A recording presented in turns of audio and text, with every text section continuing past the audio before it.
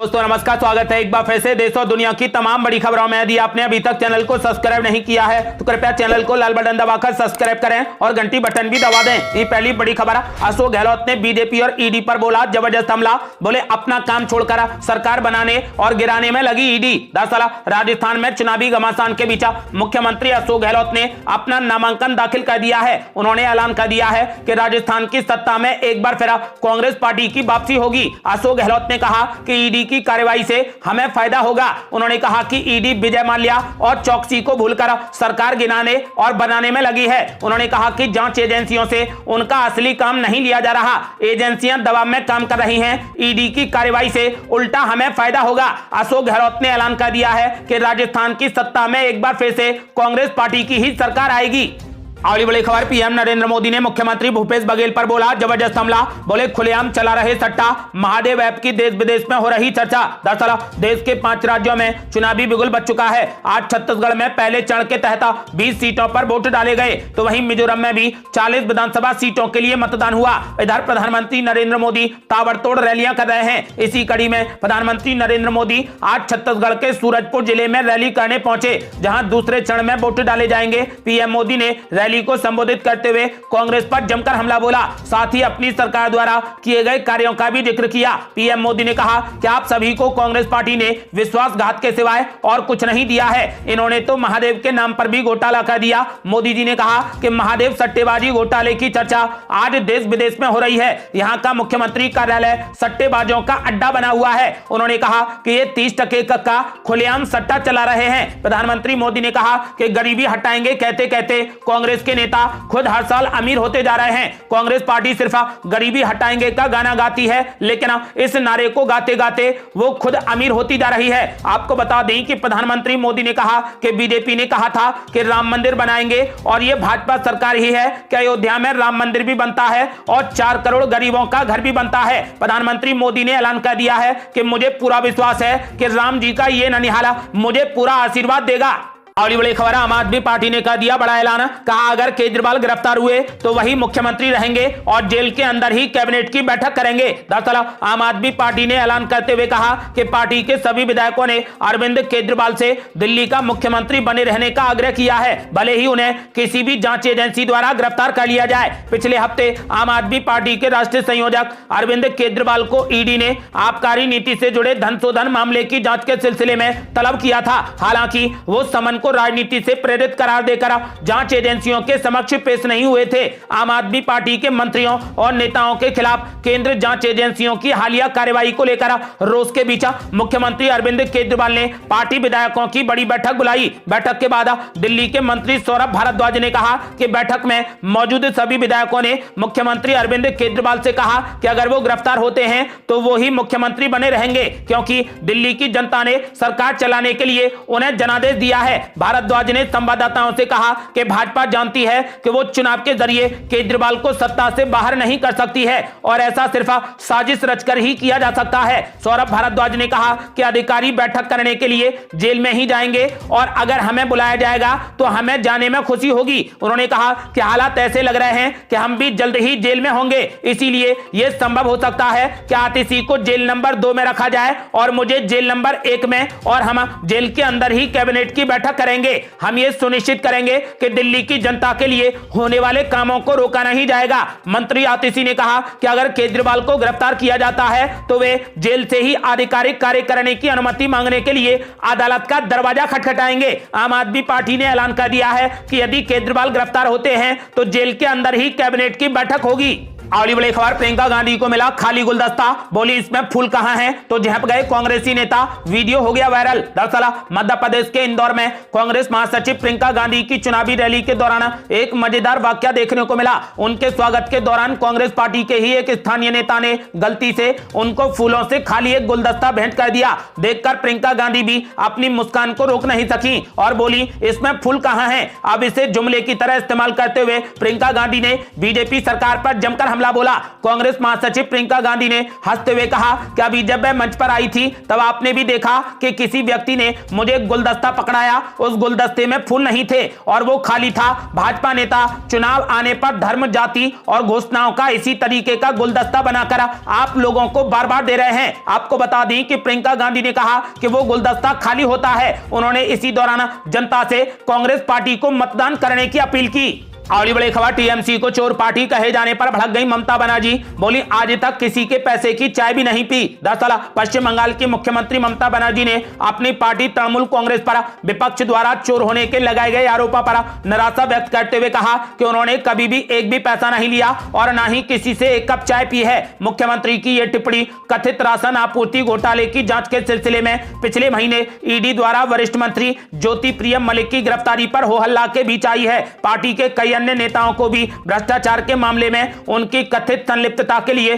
केंद्र एजेंसियों ने गिरफ्तार किया है। विपक्षी भाजपा टीएमसी सरकार और पार्टी के नेताओं पर चोर होने का आरोप लगाती रही है। ममता बनर्जी ने कहा कि हो सकता है कि कुछ लोगों ने समस्याएं पैदा की हों, लेकिन हमने आज तक किसी से एक भी रुपया नहीं लिया और ना ही किसी से एक कप चाय पी है। अगली बड़ी खबर, पीएम मोदी ने लगाई एक आवाज और मोबाइल की रोशनी से जगमगा गया पूरा सूरजपुरा। रैली में दिखा गजब का नजारा। दरअसल छत्तीसगढ़ में पहले चरण में 20 सीटों पर आज वोट डाले गए। वहीं प्रधानमंत्री नरेंद्र मोदी सूरजपुर जिले के विश्रामपुर में रैली करने पहुंचे, जहां दूसरे चरण में मतदान किया जाएगा। प्रधानमंत्री मोदी को सुनने के लिए हजारों की तादाद में लोग पहुंचे। इस दौरान कार्यक्रम स्थल पर प्रधानमंत्री मोदी के पहुंचने पर लोगों ने उनका जोरदार स्वागत किया। प्रधानमंत्री मोदी ने अपने भाषण में कांग्रेस पार्टी पर जमकर निशाना पीएम मोदी ने गरीबों के लिए शुरू की गई योजनाओं का जिक्र किया। मुफ्त अनाज की समय सीमा बढ़ाने की घोषणा प्रधानमंत्री मोदी ने फिर से की है। पीएम मोदी ने ऐलान किया है कि मुफ्त राशन योजना अगले 5 साल के लिए बढ़ा दी गई है। साथ ही पीएम मोदी ने रैली में आए लोगों से पूछा कि आप इसका समर्थन करते हैं कि नहीं। अगर करते हैं तो मोबाइल की टॉर्च जलाकर इसका समर्थन कीजिए। रैली में मौजूद भीड़ ने मोबाइल की टॉर्च जलाकर इसका समर्थन किया, जिससे पूरा सूरजपुर जगमगा गया। छत्तीसगढ़ में नक्सलवाद पर अंकुश लगाने में विफलता के लिए कांग्रेस पार्टी को आड़े हाथ लेते हुए प्रधानमंत्री नरेंद्र मोदी ने मंगलवार को कहा कि जब जब ये पार्टी केंद्र में सत्ता में आती है तब तब आतंकवादियों और नक्सलियों के हौसले बुलंद हो जाते हैं। इस बीच प्रधानमंत्री मोदी ने छत्तीसगढ़ की जनता से बीजेपी के पक्ष में मतदान करने की अपील की। अगली बड़ी खबर, छत्तीसगढ़ में बीजेपी पर जमकर बरसी प्रियंका गांधी। बोली, बीजेपी आपका छीन रही हक। दरअसल कांग्रेस पार्टी की महासचिव प्रियंका गांधी मंगलवार को बलौद पहुंची। जुंगेराम में उन्होंने जनसभा को संबोधित किया। प्रियंका गांधी ने कहा कि पता नहीं मुझसे पहले कितने बीजेपी के नेता आए और क्या क्या कहा। उन्होंने कहा कि मुझे बहुत खुशी होती है जब महिलाएं घर से बाहर आती हैं। भूपेश बघेल कहते हैं कि महिलाएं छत्तीसगढ़ में काफी आगे बढ़ रही हैं। कांग्रेस ने तय किया है कि प्रति एकड़ 20 क्विंटल धान खरीदेंगे और धान की कीमत 3200 रुपए तक बढ़ाई जाएगी। प्रियंका गांधी ने कहा कि किसानों का कर्ज माफ किया जाएगा। सभी सरकारी स्कूल आत्मानंद स्कूल में अपग्रेड किए जाएंगे। 200 यूनिट फ्री बिजली दी जाएगी। 500 रुपए सिलेंडर पर सब्सिडी दी जाएगी। वन उपज के लिए 10 रुपए अतिरिक्त दिए जाएंगे और 700 इंडस्ट्रियल पार्क बनाए जाएंगे। साथ ही जाति जनगणना भी कराई जाएगी। प्रियंका गांधी ने कहा कि महिलाएं समाज को मजबूत बनाती हैं। आपका वोट कीमती इसलिए है क्योंकि इससे आपका भविष्य तय होगा। प्रियंका गांधी ने कहा कि बीजेपी कहती है कि उनके पास किसानों के लिए पैसे नहीं है। आप पर टैक्स लगा दिया, आपके पैसे लूटे जा रहे हैं। उन्होंने कहा कि बीजेपी आपका हक मार रही है। प्रियंका गांधी ने कहा कि प्याज के बाद अब टमाटर महंगा हो गया है। आज प्राइवेटाइजेशन हो रहा है। मिडिल क्लास के लिए बीजेपी नहीं सोचती है। पेंशन को बीजेपी ने निवेश कर दिया। आज सरकारी अधिकारी कर्मचारी अब पुरानी पेंशन स्कीम की मांग कर रहे हैं। इसीलिए छत्तीसगढ़ में आज पुरानी पेंशन लागू है। बीजेपी के पास में गरीबों के लिए पैसे नहीं है और कांग्रेस पार्टी ने आपके पैसे वापस आपकी जेब में डाले हैं। उन्होंने कहा कि कांग्रेस पार्टी ने हमेशा आपके हक की बात की है। इस बीच प्रियंका गांधी ने जनता से कांग्रेस पार्टी के पक्ष में वोट डालने की अपील की है।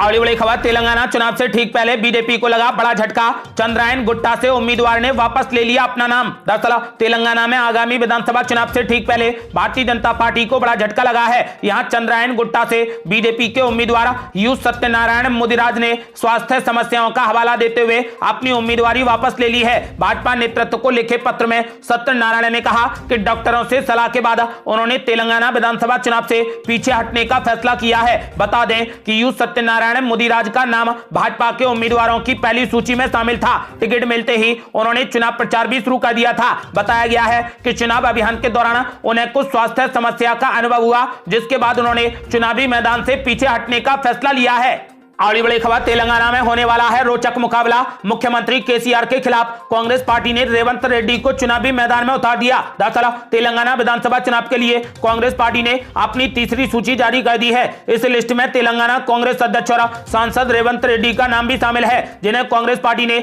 मुख्यमंत्री केसीआर के खिलाफ चुनावी मैदान में उतार दिया है। रेवंत रेड्डी और केसीआर दोनों ही दो सीटों से चुनाव लड़ रहे हैं। तेलंगाना कांग्रेस अध्यक्ष रेवंत रेड्डी कामारेड्डी विधानसभा सीट से मुख्यमंत्री केसीआर को चुनौती देते नजर आएंगे। इसके साथ ही वो कोडंगल सीट से भी हाथ आजमा रहे हैं। इसके अलावा मुख्यमंत्री केसीआर दूसरी सीट गजवेल विधानसभा सीट से भी चुनाव लड़ रहे हैं, यानी कि दोनों ही नेता दो सीटों पर चुनाव लड़ रहे हैं। इस बार तेलंगाना में कांटे का मुकाबला है, लेकिन सर्वे ने साफ तौर पर दिखाया है कि इस बार तेलंगाना में कांग्रेस पार्टी की सरकार बनेगी। आपका क्या मानना है? क्या इस बार कांग्रेस पार्टी तेलंगाना में सरकार बनाने में कामयाब रहेगी? अपनी राय हमें वीडियो लाइक कर कमेंट बॉक्स में जरूर दें। अगली बड़ी खबर, सुप्रीम कोर्ट ने दे दिया सख्त आदेश। कहा पटाखों पर पूरे देश में लगे बैन केवल दिल्ली एनसीआर तक सीमित नहीं है हमारा आदेश। दरअसल सुप्रीम कोर्ट ने पटाखों को बैन करने के मामले पर सुनवाई करते हुए कहा कि हमने जो पिछले आदेश दिए थे वो केवल दिल्ली भर के लिए नहीं है, बल्कि पटाखों को बैन करने का हमारा आदेश पूरे देश के लिए है। उन्होंने कहा कि हमने अपने पुराने आदेश में पटाखों पर पूर्ण रोक का मसला स्थानीय सरकार पर छोड़ा था, लेकिन हॉस्पिटल जैसी स्वास्थ्य के लिहाज से संवेदनशील जगहों पर पटाखे चलाने की समय सीमा तय करने के लिए कहा था। एनसीआर में आने वाले राजस्थान के इलाकों के लिए दिल्ली एनसीआर वाले नियम लागू होंगे, यानी पटाखों पर रोक रहेगी। सुप्रीम कोर्ट ने यह टिप्पणी उस समय की जब वो दिल्ली एनसीआर समेत देश भर के अन्य शहरों में बढ़ते प्रदूषण के मामले की सुनवाई कर रहा था। आपको बता दें कि पंजाब में पराली जलाने, देश के बाकी हिस्सों में अन्य कारणों से प्रदूषण के स्तर में हो रही बढ़ोतरी को देखते हुए अदालत ने कहा कि यह सिर्फ अदालत का काम नहीं है कि प्रदूषण को रोकें, ये सभी की जिम्मेदारी है और खासकर सरकार की सबसे ज्यादा जवाबदेही है। आपको बता दें कि फिलहाल सुप्रीम कोर्ट ने सख्त आदेश दे दिया है कि पटाखों पर पूरे देश में बैन लगा दिया जाए। अगली बड़ी खबर, बढ़ते प्रदूषण पर सुप्रीम कोर्ट ने पंजाब सरकार और दिल्ली सरकार को लगा दी कड़ी फटकार।